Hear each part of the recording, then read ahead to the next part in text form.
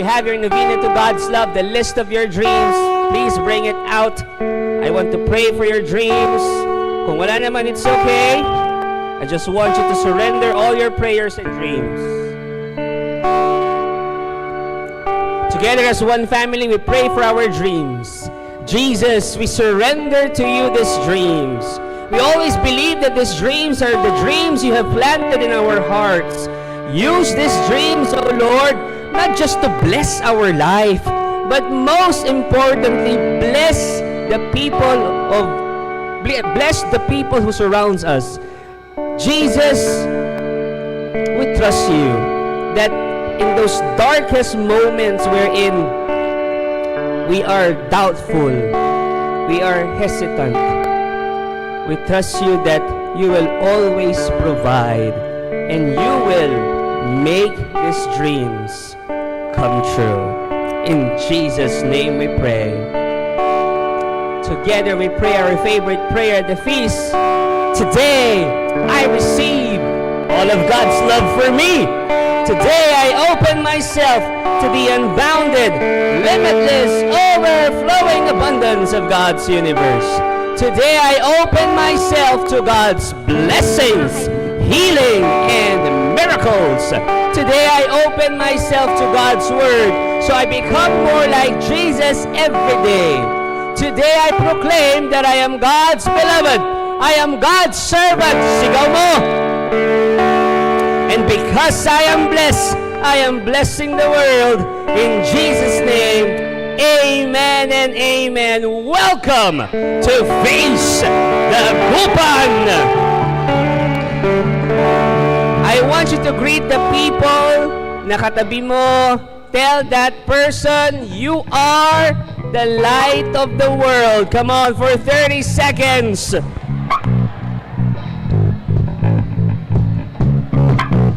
You are the light of the world. Jesus shines in you.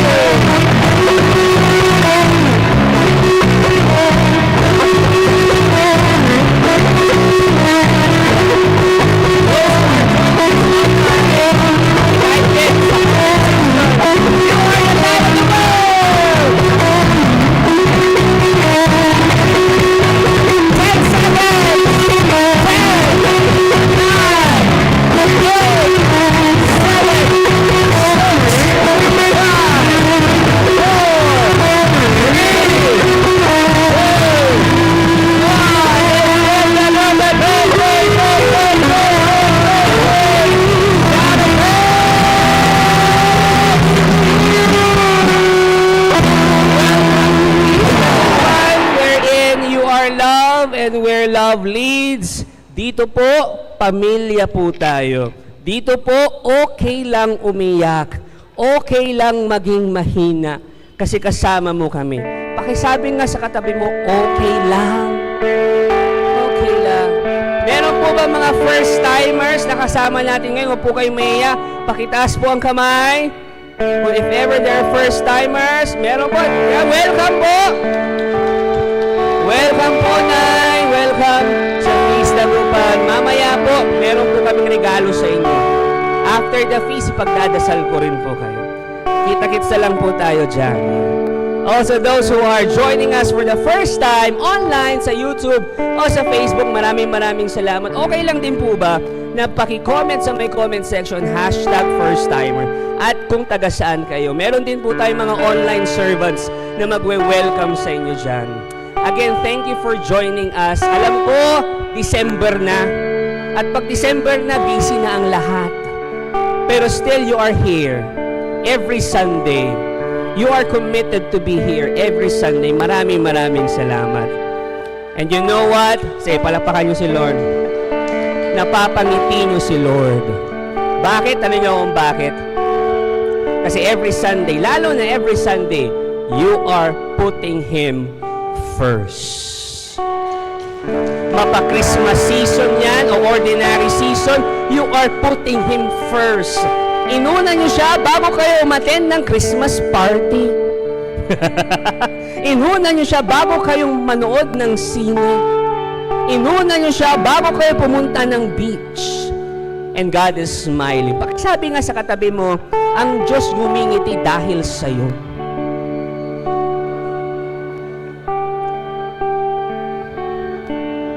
Are you ready to receive God's word today? We will honor the word. And friends, this is the word of God that tells you, mahal kita. Mahal kita. And let that love overwhelm you. Sobrang mahal ka ng Diyos. We sing.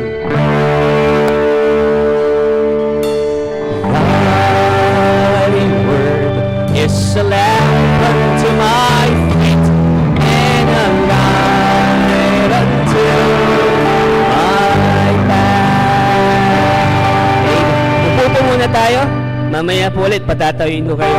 Today, we will have a very special talk. Tapos na po yung series natin na Come and See about John. Tapos na po yun. Today, we will be having a special talk. And for the next few weeks, few Sundays, puro special talks po tayo. And today, the title of our talk is this, The God We Follow. Pakisabi nga sa katabi mo, The God We Follow.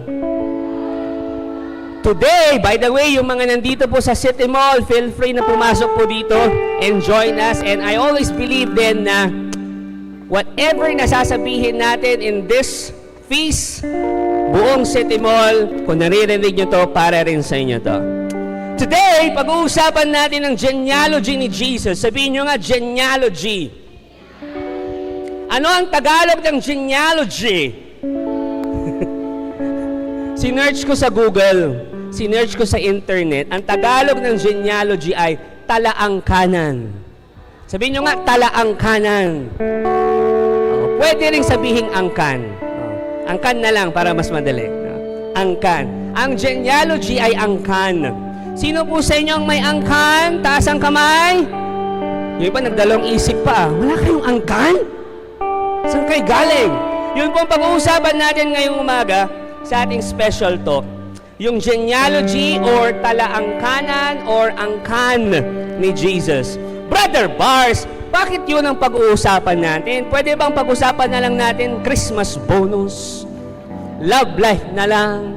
Bakit yun ang pag-uusapan natin ngayon? I'll give you 3 reasons. Ilan ulit? Unang rason, dahil special talk tayo, ibig sabihin, sa lahat ng feasts all over the world, iba-iba po tayo ng topic.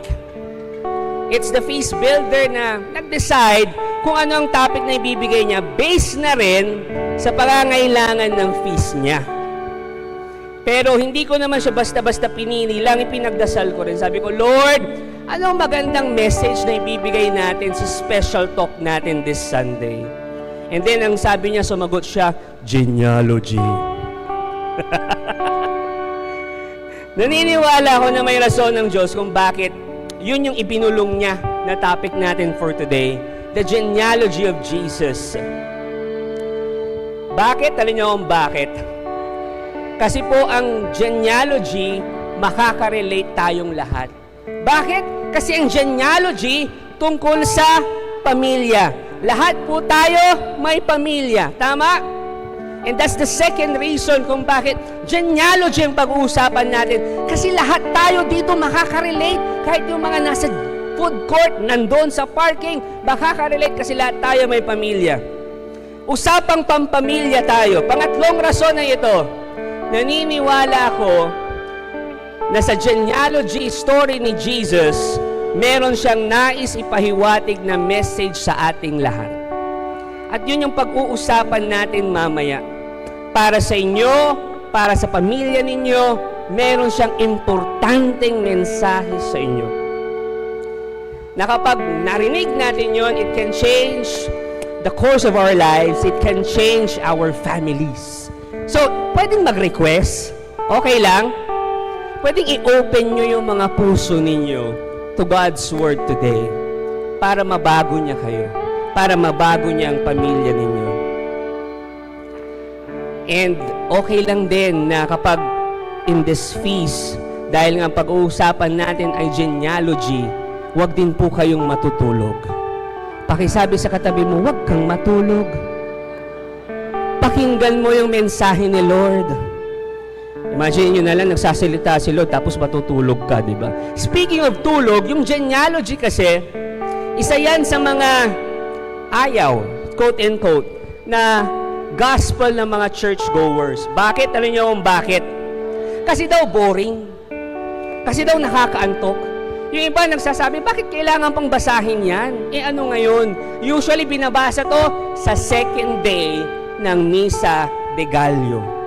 Maraming tao ang hindi nakaka-appreciate kasi hindi nga nila naiintindihan, hindi nga nila kilala yung mga binabanggit. Ang hirap-hirap pang basahin yung mga pangalan ng angkan ni Jesus. Pero alam nyo, talin nyo kung ano, kapag naintindihan natin kung bakit ito binabasa, kung naintindihan natin kung ano ang ibig sabihin ng genealogy na yan, ma-appreciate natin to.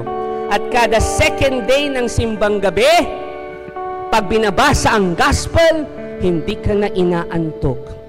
Pansin ko pag second day ng simbang gabi kasi talagang inaantok sila. Gospel na, tatayo yan. Tapos gagawin, inaantok. Second day, bakit? Ang haba-haba ng genealogy. Tapos hindi mo pakilala.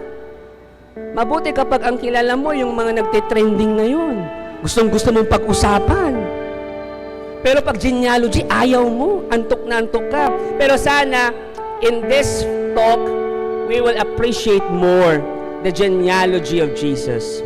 Mas okay sana if you are with your family. Better yon. Pero if ever you are not with your family, it's okay. I want you to share this with your family. At hindi lang sa pamilya mo, sa buong genealogy mo. O, tingnan nyo, ang dami ko nang nakitang nagyuyon. O, wala pa, di pa na pinag-uusapan yung genealogy, ha? Word pa lang na genealogy, di ba? But today, I pray that God will speak to you. Please open your heart. Are you ready? Pakita mo na ang katabi. Ready ka na ba? Okay, eto na. Babasahin na natin ang genealogy ni Jesus. Matthew chapter 1, verses 1 to 17, GNT version. This is the list of the ancestors of Jesus Christ, a descendant of David, who was a descendant of Abraham. Hingang malalim. Eto na. From Abraham to King David, the following ancestors are listed: Abraham, Isaac, Jacob, Judah and his brothers, then Perez and Zerah. Their mother was Tamar, Hezron, Ram, Aminadab, Nahshon, Salmon, Boaz. His mother was Rahab. Obed. His mother was Ruth, Jesse, and King David. From David to the time when the people of Israel were taken into exile in Babylon, the following ancestors are listed: David, Solomon. His mother was the woman who had been Uriah's wife. Sino yon? Bathsheba.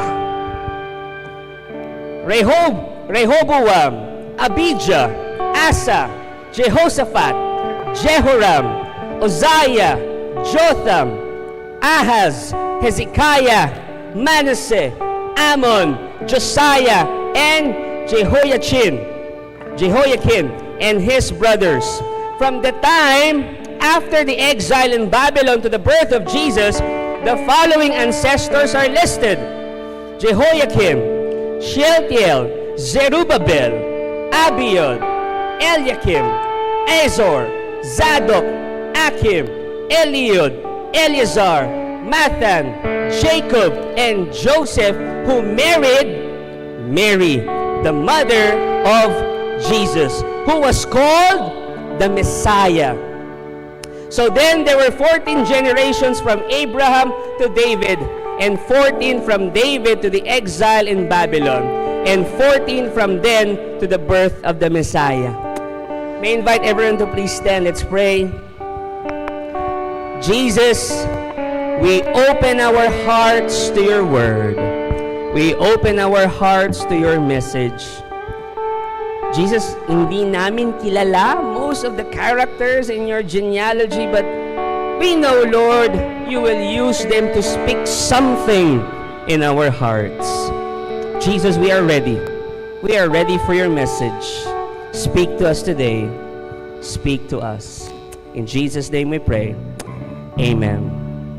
We sing to the word. Thy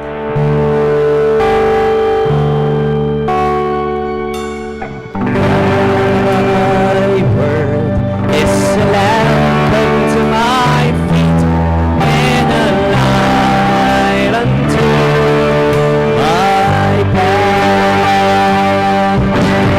Thy word is a lamp unto my feet and a light unto my path. Amen. Habang papaupo kayo, pakisabi sa katabi mo, God will speak to you today. Again, the title of my talk is this, The God We Follow. At ang one big powerful message natin ay ito, follow your leader, follow Jesus.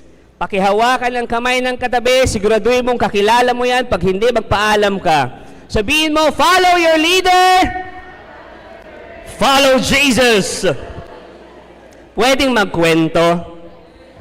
Okay lang magpapilit.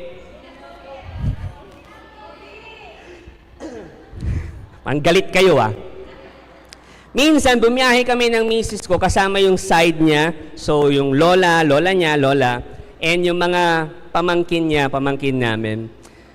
Nung nag-stop over kami sa NLEX, sabi ko, kain muna tayo. Sabi ko, I was driving. Kumain kami sa Chowking sa may NLEX. And then, ang haba ng pila, 2 pila. So, pagkabukas ko, pumili na lang ako. Dito na lang ako pipila sa kaliwa. Pumila ako ng kaliwa. Yan. Mahaba yung pila. At habang papalapit na ako doon sa dulo, napansin ko na, teka, bakit parang nagbibigay sila ng order? So, tinanong ko yung nasa harapan ko, anong pila ito? Ay, ito yung pila ng pick up ng order. So, mali yung pila ko. Pagkakita ko doon sa pila ng pagkuha ng order, ang haba uli. O di pumila uli ako. Pagkapila kong ganon, ang hintay na naman ako ng kay haba-haba, naghintay na naman ako ng matagal. You see, there are times na kapag mali ang sinusundan natin, malamang sa malamang, magkakamali tayo. Meron na ba sa yung sumunod sa mali tapos naging tama? Wala naman, di ba? Sa buhay natin, marami tayong sinusundan na mali. O kaya, mas sumusunod tayo sa mali. Am I speaking straight to your heart now? Gusto kong kunin agad yung attention ninyo. May mga times ba na tayo ay sumusunod sa mali o mas sinusundan natin yung mali? Tanong, who is leading you now? Who is leading your family? Who is leading your life now?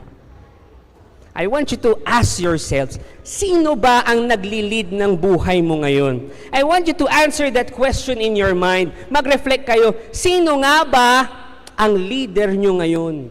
Sino ang nagli-lead sa inyo? Sino ang nagli-lead ng pamilya ninyo? Brother Bars, bakit kailangan mo pang malaman kung sinong nagli-lead sa amin?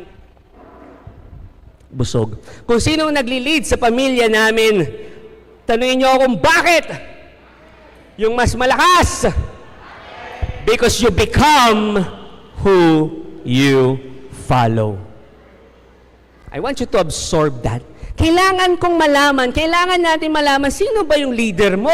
Sino ba yung sinusundan mo? Because you become who you follow. Sino ang nagli-lead sa inyo? Teleserye ba? K-drama ba? Dami kong kakilala. Pilipinong Koreano na ngayon. Bakit? Kasi ang nagli-lead sa kanila, K-drama. Sino ang nagli-lead sa'yo? Ano ang nagli-lead sa'yo? Trabaho ba? Pera ba? Negosyo ba? Asawa mo ba? Barkada mo ba? Who is leading you now? Basketball ba? Pagkain ba? Who is leading you now? Brother Bars, paano ko malalaman kung sino ang nagli-lead sa buhay ko? Tanungin niyo kung paano. Kung sino o ano ang mas binibigyan mo ng oras. And I want you to look at your life. Alin ba dito yung binibigyan ko ng oras? Whether you will accept it or not, doon po natin makikita na yun yung mas nagli-lead sa'yo. Siyempre, pag pangit, di ba? Hindi. Ano lang naman yan? No. Pag mas marami kang oras na binibigay sa isang bagay, yun yung nagli-lead sa'yo. Reality check. Real talk. That's why, kailangan mong malaman, tingnan ang buhay mo, sino ba ang sinusundan ko? Sinong nagli-lead sa akin? Many follow their feelings. That's why they make horrible decisions. Bakit? They followed their feelings. Yung mga nasa quote-unquote kulungan, most of them followed their feelings. Bakit nila nagawa yon? Because they followed their feelings. Galit ako eh! Nabwisit ako eh! Kaya ko ginawa. They followed their feelings. Yung mga nasa ospital, most of them also followed their feelings. Bakit? Eh, ang sarap kainin ng crispy pata. Ang sarap kumain ng nima, nakna. So, am I making sense here? Yung iba, followed their feelings. Nung sila ay nagkaroon ng forbidden relationship, they followed their feelings. Bakit? And ito yung nararamdaman ko eh. Most of the times, when we follow our feelings, mali ang magiging desisyon natin. Regardless of what your feeling is, whether it's a good or not so good feeling, when you are overwhelmed and followed your feelings, malamang sa malamang, mali ang magiging desisyon mo. Don't let your feelings rule over you, or you will destroy your family, your fitness, your finances, and even your faith. Do not follow your feelings.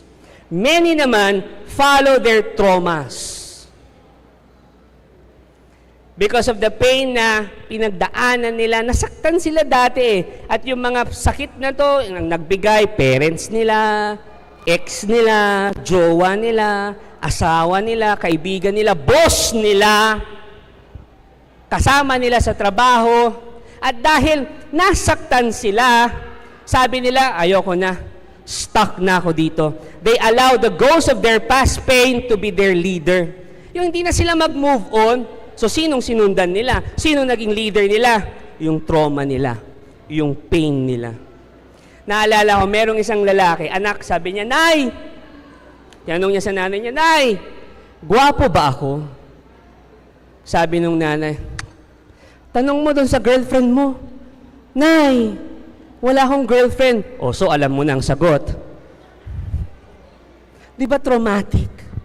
Many follow their traumas. Many follow their pains. Yung iba naman, they follow their people. They follow other people. Kasi they want to get the approval ng taong yun. Kaya susunod sila. Gusto ko kasi happy siya. Gusto ko kasi mapasaya ko siya. Kaya susunod ako sa kanya. And minsan, kapag when we seek approval sa ibang tao, minsan, we feel lost. Today, we will follow our true leader. And that is Jesus. Para hindi na tayo maligaw, tanong, are you ready to follow Jesus? Ulitin ko po yung tanong, nagtatanong po ako. Hindi to monolog, Are you ready to follow Jesus? Jesus, nakita niyo yung mga sumagot, okay, check. Sige, tingnan ko to, But kidding aside, I will help you and convince you to follow our true leader, Jesus. Sabihin mo sa katabi mo, follow your leader, follow Jesus. Now, let's talk about Jesus. Pag-usapan natin si Jesus, I will share with you 4 titles of Jesus. Ilan uli? 4 titles of Jesus base doon sa binasa natin na genealogy. Para masundan natin si Jesus, para sumunod tayo sa isang leader, di ba dapat kilala muna natin? Tama ba? Hindi ka susunod pag hindi mo kilala. So para sumunod ka sa leader na yan, kailangan mo munang kilalanin. Ayaw nating sumunod sa isang leader na hindi natin kilala. Tama po ba ako? Kaya today, ngayong araw na to, mas kikilalanin pa natin yung leader natin. Mas kikilalanin natin si Jesus. Are you ready? Kikilalanin natin siya habang naghihintay tayo. Habang naghahanda tayo sa kapanganakan niya. It's a good way to prepare ourselves. Habang naghihintay tayo sa birth ni Jesus, we get to know who Jesus is.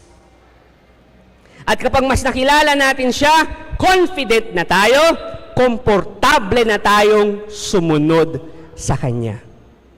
Kasi kilala na natin siya, kasi may tiwala na tayo sa Kanya. Again, I would like to share with you 4 titles at mababasa natin yon doon sa binasa natin na genealogy. Now, simulan na natin. Matthew chapter 1, verse 1. It says there, this is the list of the ancestors of Jesus Christ, a descendant of David, who was descendant of Abraham. First title of Jesus, Christ. That's the first title of Jesus. Sabi doon, this is the list of the ancestors of Jesus Christ. Why was Jesus called Jesus Christ? Bakit Jesus Christ ang tawag sa Kanya? Ang Christ ba apelyido niya? Kung apelyido niya ang Christ, ibig sabihin, ang complete name ni Joseph ay Joseph Christ. Si Mama Mary, Mary Christ. Lagyan mo na lang ng Mass, or Merry Christmas. Apelyido ba ni Jesus yung Christ? Yun yung akala kasi natin. Yung Christ, apelyido ni Jesus. Parang ito. Next slide. Akala ko paksiw ibibigay pag umorder ng paksilog. Akala natin, yung Christ, marami akong kakilalang Kristiyano, Katoliko, akala nila yung Christ, apelyido ni Jesus. So kung apelyido ni Jesus yun, ibig sabihin ba buong family, Holy Family, ang tawag sa kanila, Christ Family? Hindi po apelyido ang Christ. Nung panahon po ni Jesus, wala pong apelyido. Parang si Glock 9. Andito na si Chito Miranda, andito na si Kiko, si Francis Magalona, andito na si Glock 9. Yun, wala siyang apelyido. Nung panahon ni Jesus, walang apelyido, hindi uso ang apelyido. They identified people by who their parents are. Kung sino ang mga magulang nila. Tulad ni Jacob. Jacob, the son of Isaac, the son of Abraham. Sino pa? James and John, the sons of Zebedee. Kilala niyo si Zebedee? Kapatid ni DVD. Tama, si Ismaila. Si Zebedee, kapatid ni DVD. So, sino ba? Tingin sa akin si Pwede rin na hindi sa magulang nakikilala, kundi sa lugar na pinanggalingan, tulad ng Jesus of Nazareth. Yan. Ano pa? Paul of Tarsus. Or Mary of Magdala. O kaya naman, nakikilala sila sa pamamagitan ng trabaho nila. Tulad ni Matthew. Matthew, the tax collector. Pag ako yan, Bars, the pogi. Ano? Sige, yung laway nyo. So, Brother Bars, anong ibig sabihin ng Christ? Sabihin nyo kung ano? Christ o Christos. Christos is the Greek translation. Greek version of the Hebrew word Messiah. Sabi niyo, Messiah. Hindi melongkot. Messiah. Mashiach. Mashiach. That's a Hebrew word. Messiah, Mashiach. Ang Greek word niya, Christos. Christ. Na ang ibig sabihin, the Anointed One. So the first title of Jesus is the Anointed One. Guys, Jesus the Messiah, Jesus the Anointed One. For 8 centuries, yung mga Jews o Hudyo naghintay para sa Messiah. Ano ang Messiah? Rescuer. Yung ano ba sa Tagalog ang magliligtas sa kanila. Yung magiging liberator nila who will lead them to freedom. Hinihintay ng mga Jews yun. Hinihintay ng mga Hudyo yun. Pagdating ng Messiah para maligtas sila. Parang ito, naghihintay. Normal lang po ba na naghihintay ng bonus kahit walang trabaho? Naghihintay sila ng Messiah. The Jews, yung mga Hudyo, naghihintay ng may magliligtas sa kanya. Tanong, look me in the eye. Ikaw din ba, naghihintay ka ng Messiah na magliligtas ng buhay mo? Na magliligtas sa current situation mo ngayon? Kasi yung mga Hudyo, naghintay sila. Bigyan ko pa po kayo ng konting background tungkol sa mga Jews o Hudyo. They were first conquered by the Babylonians. Ang Babylonia ngayon, yan yung present-day Iraq. Yan yung Iraq ngayon. Then, na-conquer sila ng Persians. Ano yung Persia ngayon? Yan yung present-day na Iran. And then, nasakop sila ulit ng mga Romans. Ano ang Romans ngayon? Italy. And for all these years, nung sinasakop sila, yung mga Jews, ilang taon sila na nagdasal, sana maligtas kami. Sana dumating na ang Messiah para maligtas kami. Yun yung pinagdadasal nila para mapalaya sila sa mga sumakop sa kanila. That is why the first sentence of Matthew was explosive. Boom, boom, boom. Ano yung first sentence ni Matthew? This is the list of the ancestors of Jesus Christ. Yun po ang umpisa ng Gospel of Matthew. Kung susulat, sino pong mga writers dito? Taas ang kamay. Si Ella, alam ko writer yan. Sige lang, huwag kayo mahiyan, di ko kayo pagsusulatin. Kung writer kayo, di ba pag writer ka, gusto mo yung first line mo, explosive. Catchy. Boom, boom, boom. Di ba? Kaya si Matthew, gano'n lang sinabi niya, sinulat niya, this is the list of the ancestors of Jesus Christ. Now, first statement pa lang, mahalaga na. Bakit? Kasi sinasabi ni Matthew, Jesus Christ is the Messiah. The Anointed One. Imagine nyo, naghihintay sila ng magliligtas sa kanila ng Messiah. And then mababasa nila to, Jesus is the Messiah. He was declaring that Jesus is the Messiah. Yeshua Mashiach. Yeshua Mashiach is Jesus the Messiah, Jesus Christ. He was declaring to everyone. Ang main audience ni Matthew, mga Jews, Hudyo, di ba nga sila yung naghihintay ng Messiah? Kaya inumpisa ni Matthew yung gospel niya ng explosive na, Jesus is the Messiah. Jesus is the Christ. Sabi niya, uy, my fellow Jews, mga katulad kong mga Hudyo, the long wait is over. Andito na ang tagapagligtas. Nandito na ang Messiah. Yes, hindi tayo ililigtas politically, pero ililigtas tayo spiritually kasi merong pang mas matinding kalaban na sumasakop sa atin. Ano yun? Tanong niyo kung ano? Kasalanan. And Jesus will save us from sin. He will liberate us from sin. So, paano niya tayo maliligtas? Tanong niyo kung paano? When we follow Him. Paano kanya maliligtas sa kasalanan? Pag sumunod ka sa Kanya. Yun ang ibig niyang sabihin sa unang statement niya sa book of Matthew. Grabe, di ba?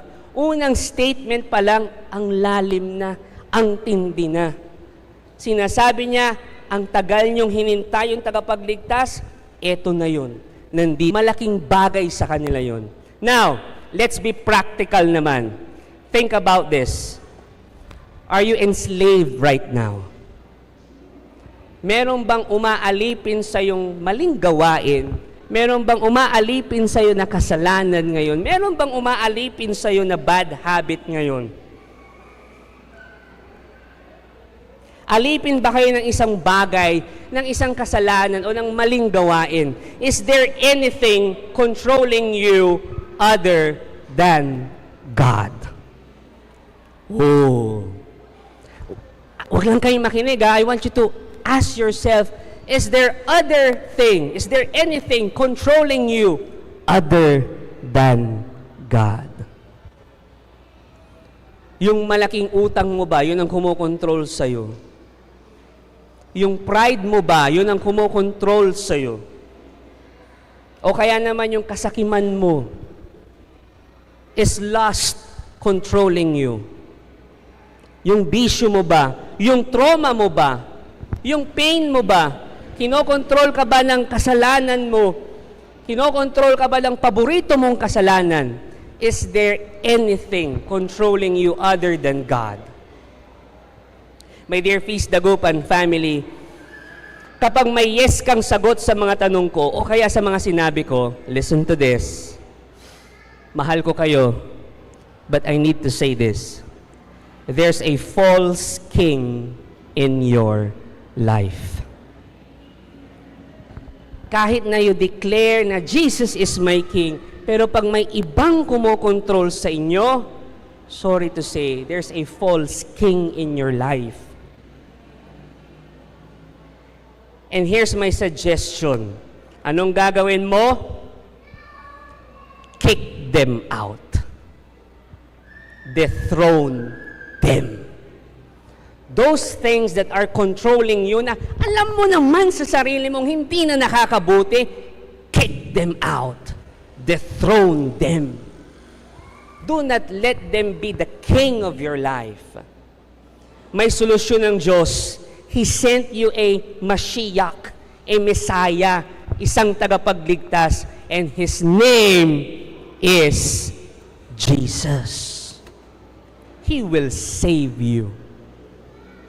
Jesus has set you free. Paano? Stop obeying the false kings, leaders of your life. Follow your true king. Pakitapik ang 5 tao sa paligid mo, sabihin mo, follow your true king. Again, pakishare din yan sa inyong mga kapamilya at kamag-anak.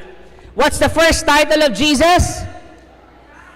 Second title of Jesus is this, Son of David. Mababasa ulit natin yan. Sabi doon, a descendant of David. Now, 6 times in Matthew, Jesus was called Son of David, which means descendant of David. Bakit yun yung title? King David was their greatest king, di ba? Grabe, greatest king nila, idol na idol nila si King David. And Jesus and the Jews, yung mga Hudyo, naniwala sila na yung Messiah, yung Mashiach, manggagaling sa angkan ni David. Nasusundan niyo ba ako? So yun yung paniniwala ng mga Jews. Doon manggagaling sa angkan ni David ang Messiah. That's why Jesus was born in Bethlehem, the same place where David was born. Nasusundan nyo? I hope you are appreciating this. Kasi when you look at it, oo nga, no? Jesus was born in Bethlehem, the same place where David was born. In fact, kiniklaim ni Matthew na si Jesus hindi lang descendant ni David.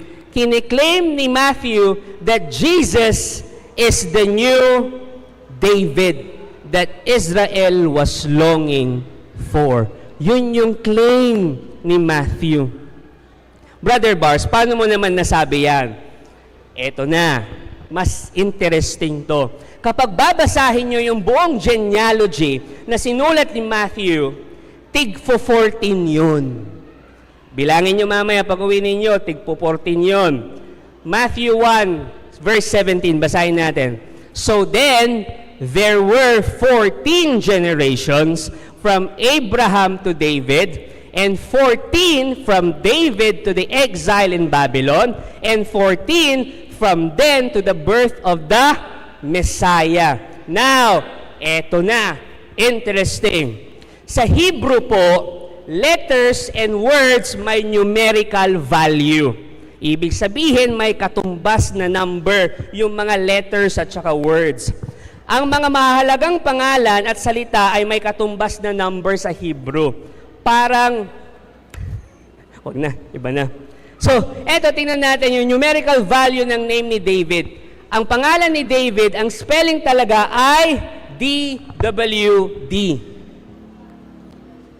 Dahil walang vowel ang Hebrew, so D-W-D ang spelling ng David. And ang numerical Hebrew or numerical value ng word na David ay 14.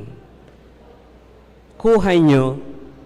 Ang numerical value ni David ay 14. Alam ng lahat ng mga Hudyo yan. Alam nila yan. So, nung inarrange ni Matthew yung genealogy ni Jesus sa ganitong paraan na 14, Matthew, listen to this, was announcing to the world, Jesus is the new King David. Yun yung sinasabi niya. He was declaring na si Jesus yun. Jesus is the King of Israel and the King of the whole world. Sinasabi ni Matthew sa kanila, siya yung hinihintay natin. Siya yung hinihintay natin na matagal na. Si Jesus yun. Yun yung sinasabi ni Matthew sa kanila. He was inviting the Jews, yung mga Hudyo, make Jesus the King of your life. Sabihin mo nga sa katabi mo, make Jesus the King of your life.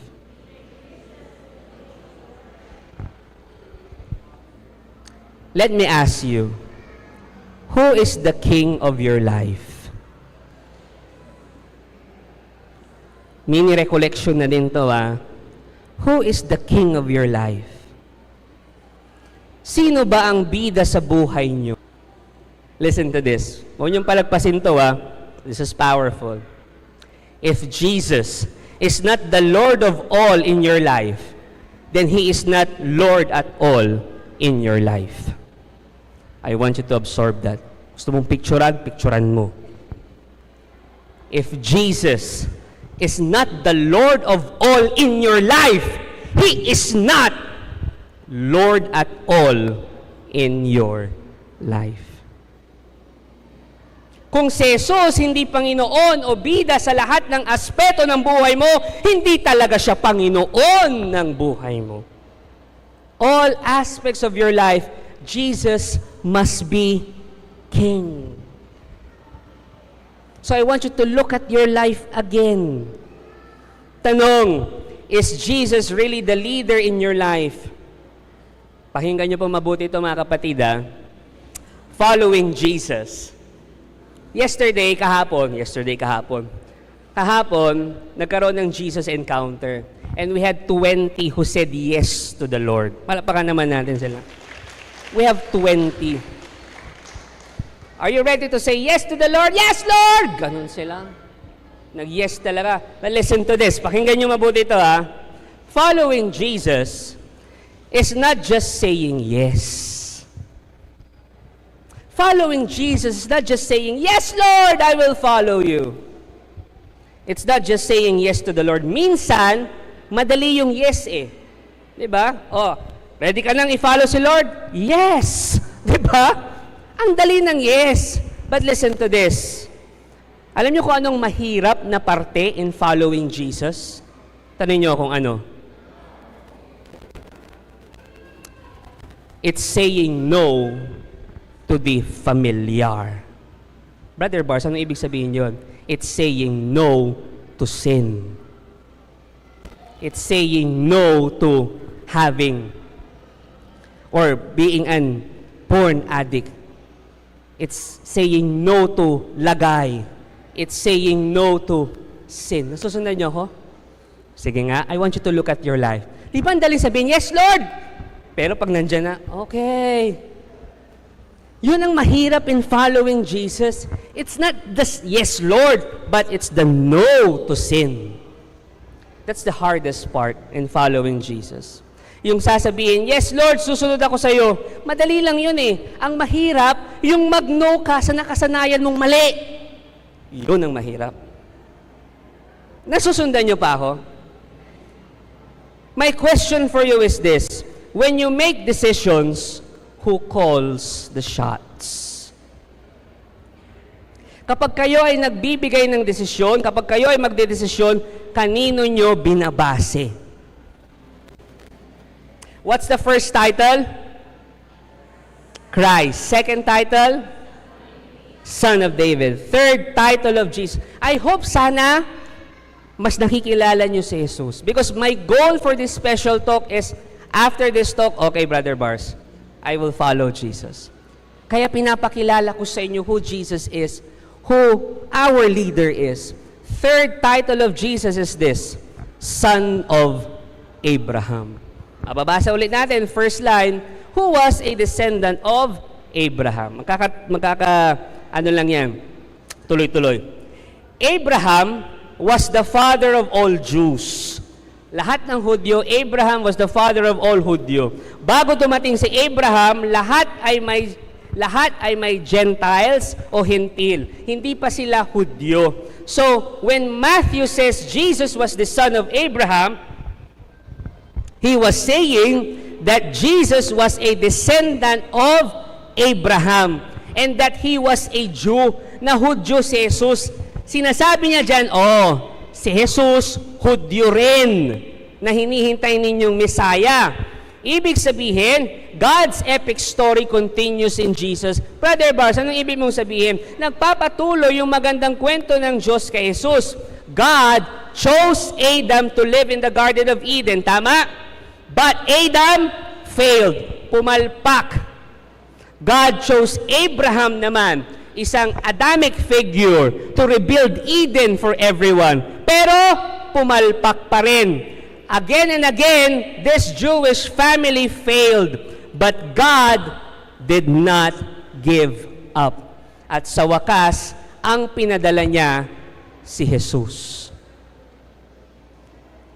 Alam niyo, ang Diyos hindi rin susuko sa iyo kasi mahal na mahal ka niya. Ang Diyos hindi susuko sa pamilya mo kasi pamilya niya rin sila. What's the first title? Second title? Third title? Last title? Fourth title of Jesus? Savior of all. In Matthew's genealogy, 5 babae ang binanggit. Tamar, Rahab, Ruth, Bathsheba, and Mary. Ano ang common sa kanilang 5? Lahat sila babae. Diba kakasabi ko? Lahat sila babae. 3 of them, Tamar, Rahab, and Bathsheba.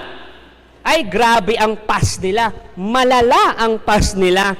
Si Tamar slept with her father-in-law. Rahab was a prostitute. Bathsheba was an adulteress. Kung ako si Matthew, hindi ko isasama yung tatlong yon. Bakit? Makasalanan. Di ba nga ang sinasabi ko, si Jesus, Messiah, galing sa angkan na yan. Tapos magsasama ako ng makasalanan. Baka hindi na maniwala yung mga Hudyo. Pero si Matthew, hindi niya ginawa yun. Alam nyo, 4 of them, si Tamar, Rahab, Bathsheba, and Ruth, hindi Jews, hindi Hudyo. So again, balikan natin, ang readers ni Matthew, Hudyo. Bakit nagsama siya ng hindi Hudyo? Mga babae pa. Hindi po sila mga Hudyo. Ang mga Hudyo, naghihintay sa Messiah na darating na Jew, na Hudyo rin. Tapos ang genealogy ng sinasabi mong tagapagligtas, merong nakahalong hindi Hudyo. Nasusundan niyo pa ako?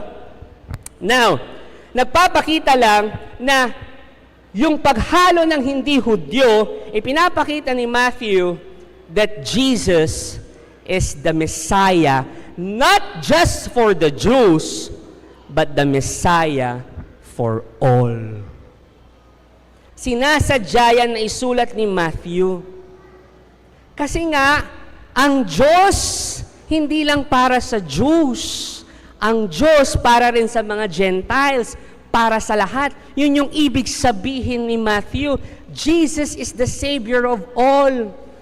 Sinasabi niya that Jesus, the Messiah, is all-embracing. Kaya nga, Catholic. Catholic means all-embracing. Walang bawal ka dito. Walang ganon. Nakakita na ba kayo sa simbahan natin na may detector? O born again, bawal dito. Walang ganon. Welcome lahat. Nakakita ka na ba sa simbahan natin na, dito yung mga mayayaman nasa electric pan, yung mga mahihirap nasa walang electric pan. Wala. Nakakita ka na ba sa komunyon o sa mga mayayaman, laman ni Kristo, sa mahirap, buto na lang ni Kristo? Walang ganon. Lahat tayo pantay-pantay. Because Matthew was telling, Jesus is the Savior of all-embracing. And that's the meaning of Catholic. Embracing. Si Jesus ay para sa lahat, tagapagligtas ng lahat, sa lahat ng makasalanan. Nagsisimba ka man o hindi. Kaya nga, sa atin, mga Katoliko, we always believe na lahat maliligtas.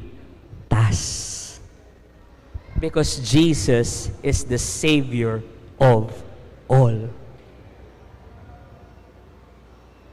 Dumating ang Diyos sa mundo para iligtas tayong lahat. May invite everyone to please stand.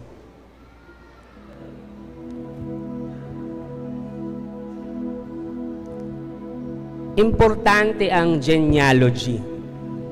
Yung genealogy ni Jesus.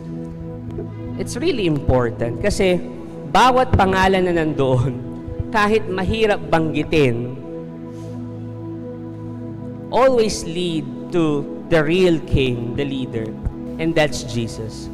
Lahat ng nabasa ninyo na pangalan, lahat ng yon, it leads to Jesus.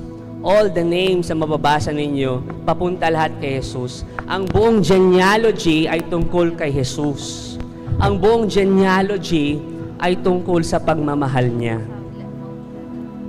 Bawat pangalan sa genealogy na yon, may sariling kwento. At yung kwentong yon, tungkol sa pagmamahal ng Diyos. At sa mga pangalan at kwento na yon, andun din marahil ang kwento mo. Baka pareho kayo ng kwento. Kaya sinasabi ng Diyos, anuman ang kwento mo, anuman ang pinagdadaanan mo, nasa utang ka man, may sakit ka man, hindi okay ang pamilya mo, hindi okay ang marriage mo, hindi okay ang trabaho mo, napapagod ka na, stress ka na, God is telling you, anuman ang pinagdadaanan mo, andito ako para sa iyo. Mahal na mahal kita. Emmanuel, God is with you. My dear Feast Dagupan family, ngayong panahon ng Adbyento o ng Pasko, alalahanin niyo that God is always with you. And if He is with you, follow Him. Follow Him.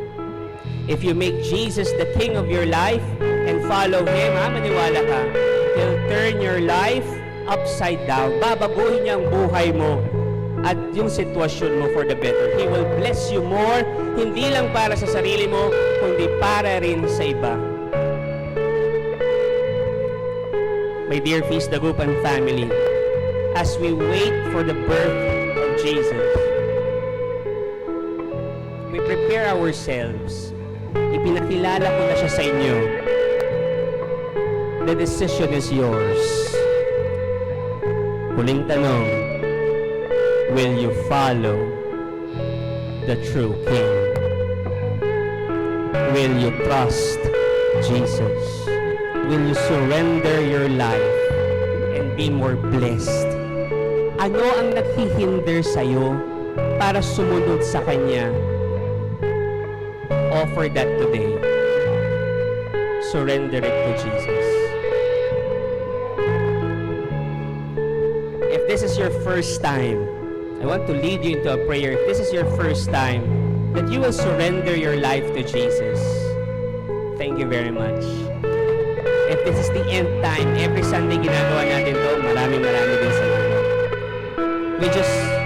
We will renew our commitment in surrendering our lives, ourselves to Jesus. We pray this prayer, Jesus, we surrender to you. We follow you. You are our true King. From now on, we will follow you and obey you because we believe that you have the best plan for us. Jesus, change our hearts. Change the way we live. Free us from this bondage. Free us from this sin. We want to live for you because you gave your life for us. Thank you, Jesus, for dying for us, for rescuing us, for saving us, and all our concerns, all our dreams, all our trials, we surrender it to you. In Jesus' name we pray. In Jesus' name we pray. In Jesus' name we pray. We worship the Lord today. Thank you for watching. Be sure to subscribe to this YouTube channel para wala kayong ma-miss na video at live stream. Please also share this video to your loved ones, families, and friends. And do not forget that you can join us here live sa Feast Dagupan. God bless you all more. Mama Mary loves you.